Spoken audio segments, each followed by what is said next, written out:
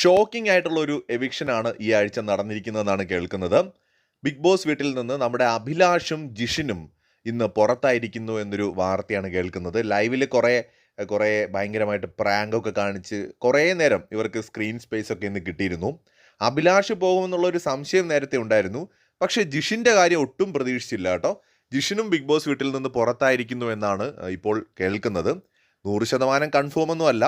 എന്തായാലും 2 പേര് ഈ ആഴ്ച പോയി എന്നും ഒരാൾ ജിഷിനും ഒരാൾ നമ്മുടെ അഭിലാഷുമാണെന്നുമാണ് കേൾക്കുന്നത്. ഏറെക്കുറെയൊക്കെ നമുക്ക് ശരിയാണെന്ന് ഉറപ്പിക്കാം കേട്ടോ.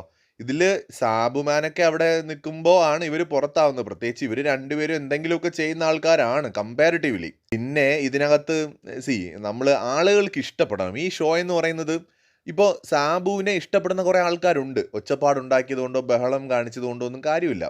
ഇപ്പോൾ എത്രയോ ആക്റ്റീവായിട്ടുള്ള നല്ല കണ്ടസ്റ്റൻസ് കഴിഞ്ഞ പല സീസണുകളിലും ഇതുപോലെ പുറത്തു പോയിട്ടുണ്ട്.